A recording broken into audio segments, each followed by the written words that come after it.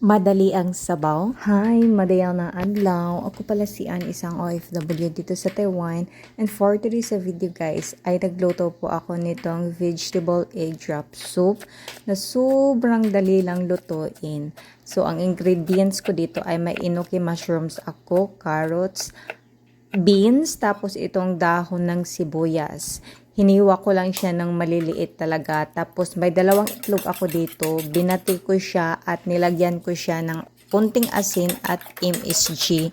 Then set aside. So ito na lahat yung mga ingredients ko guys. Ang gamit ko pala ay itong meatballs soup na nabili ni Amo. Then ito lang yung ginawa ko, niloto ko lang una yung mga gulay, then tinimplahan. Then naglagay pa ako dyan ng slurry, which is yung cornstarch na tinunaw. And then sinunod ko yung itlog.